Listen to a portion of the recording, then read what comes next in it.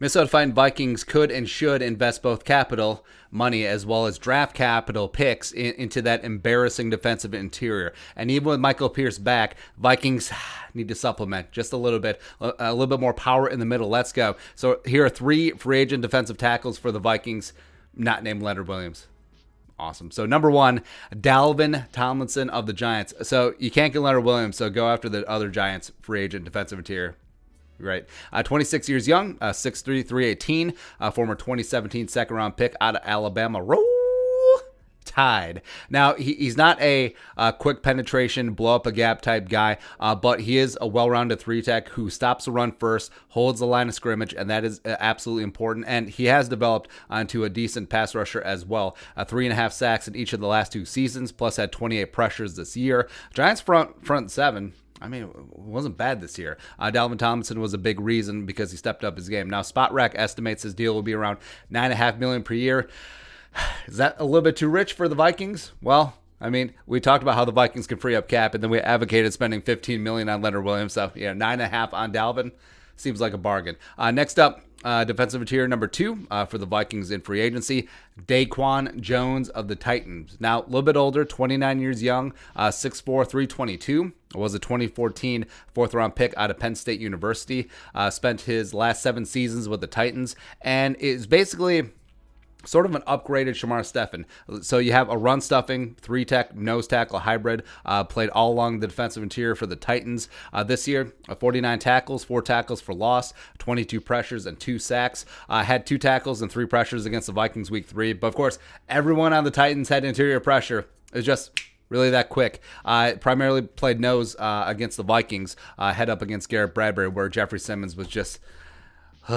Oy. Yeah, that was the game that we knew, all right, so maybe Drew Samia isn't good. But, yeah.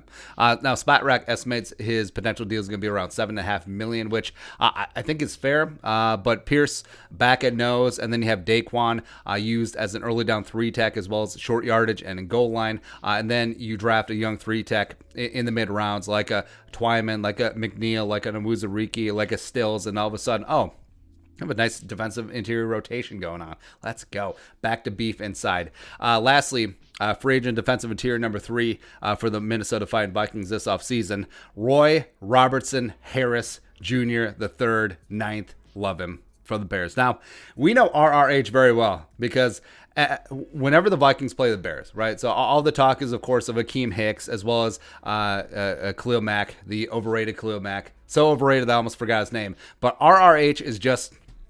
he's that X factor, man. 27 years old, 6'7", 294. You can't miss him. 2016 UDFA out of UTEP, and absolute physical freak. And he's been used all over in the Fangio and Pagano defenses for the Bears, and he's been a pain in the ass. He's played DN, 3-tech, 5-tech, nose tackle in some packages. He's been stand-up in a couple of spots as well. Situational pass rusher, decent against the run as well. Was a restricted free agent this year. They slapped the second-round tender on him, but only played 6 games due to a shoulder injury. So that could actually impact his value just a little bit. But looking back at 2019, had 27 pressures, 2.5 sacks in a part-time role. Now, 3 of those pressures and 1.5 of those sacks were week 4 against the Vikings on Kirk Cousins' ass when they got after it. Vikings didn't get it done at Soldier Field. That was the Chase Daniel Bowl, by the way. Awesome. So now, the Bears to Vikings free agent pipeline, it's been quiet, but it was legit for a hot second in like the 2000s. So Marcus Robinson and Bobby Wade, Devin Aroma-Shadu, Bernard Berry, and Corey Wooten. So could RRH be the next guy in line? It's possible. So SpotRack estimates his value at $8.2 million per year. Now, I'm not exactly sure what the Vikings would do because he's not like Jones. He's not like Dalvin Tomlinson where you just, all right, so here's your spot and then go. So you use them all over the place. So he could be a true defensive weapon for Zimmer. Now, would frankly be a ton of fun. If play him on the edge and base some, kick him inside on passing downs. I think that's where you're going to get the most value and the most wreckage, where he uses length and quickness inside and at times can be unblockable. And we've seen it up close and personal. It frankly is really annoying. So how about the Vikings be annoying to other teams for a change, right? It would be interesting what he could do in more of a full-time role. And frankly, I think that he could be a potential star on his second contract. But others, I mean, Ndamukong Suh, He's going to turn 35, but of course we saw what Sue can still do against the Vikings when they went down in Tampa, as well as, well, people are going to say Mike Daniels and Snacks Harrison, but also, if the Vikings were really, really in on them, could have been some more interest when they were free agents, but I digress there. But either way, the Vikings do need to add size. They do need to add firepower and quickness. They need to add everything on the defensive interior because Shamar Stephen